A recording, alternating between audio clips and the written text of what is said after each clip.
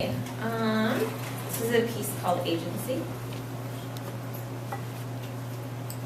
I am sitting in a Starbucks at the intersection of Battery and Clay, not far from the Embarcadero on a hazy Monday morning. I have procured one of the coveted seats at the wooden bar along the window, a station from which I feel powerful. It is week 2 of my internship, editorial internship, and I'm trying to figure out why the first dozen days have been so demanding and draining.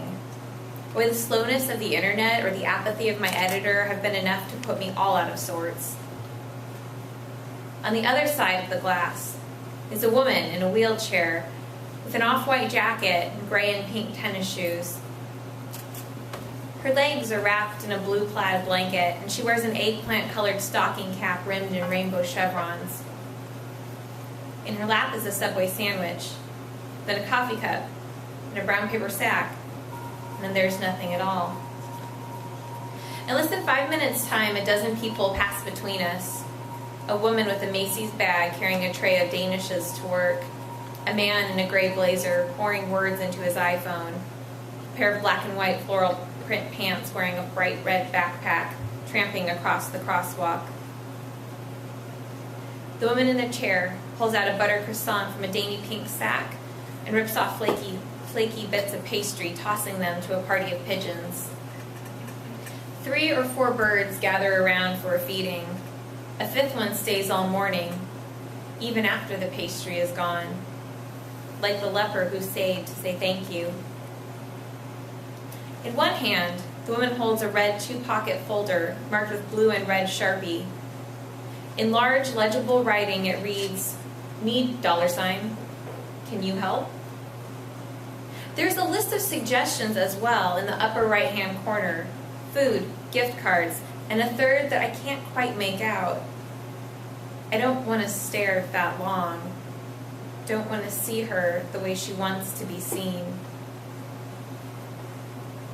Instead, I turn my gaze and sip my latte from the reusable plastic cup that I brought with me.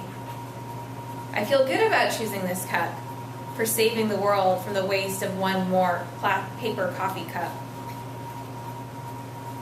I have been struggling with my own agency, with feeling dependent on other people.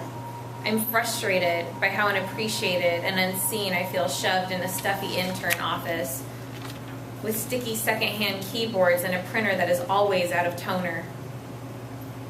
I feel powerless not knowing what to do or how to do it, powerless without instructions. I take another sip of my latte and stare into the screen of my Chromebook, the window through which I view a world where it is easy to hide what I don't want to see.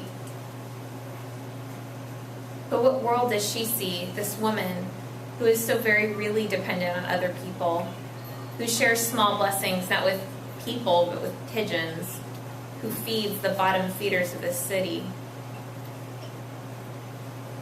1 week later, I am at a BART stop. I rush down the stairs, hands groping through my bag in search of my wallet. I can't find my wallet.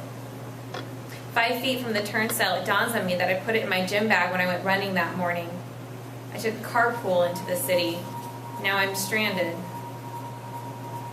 "Of course," says the big man with the tan skin and the dark hair, pulling 2 quarters from his jeans and handing them off with a smile.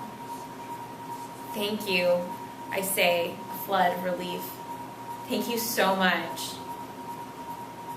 I watch the man turn to his buddy, smaller, in a yellow shirt. He gives him a small punch and laughs. "I wouldn't give that money to a homeless person," I overhear. Weeks later, I cross the intersection of Battery and Clay again. As I approach the green awning of Starbucks, I pass the woman in the wheelchair. Today she is wearing a green sweatshirt, no stocking cap. Her hair is thin and stringy, shades of gray going white. I drop a good morning as I move toward the door, and she catches it in her small blue eyes. I ask if she'd like something from inside. She wonders if she can have a gift card. I hesitate, then explain I'm paying with an app on my phone. I'm not sure if I can get gift cards. We settle on an extra caramel macchiato.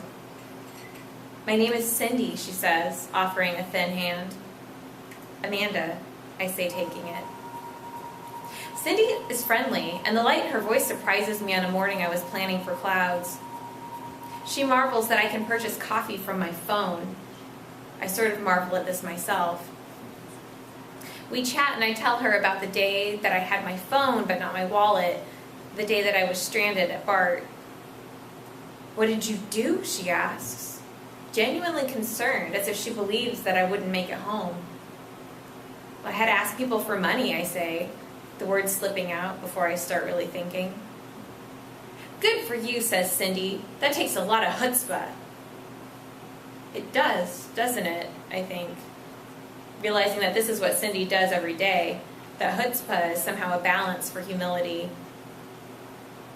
I go into Starbucks, sit down at my seat by the window and open my Chromebook.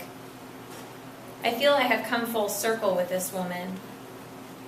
On my way out, I order an extra caramel macchiato and pay for it with an app on my phone. I do not feel like a better person, but I do feel like a person. A person who has the ability to share a small scrap of power. Thank you.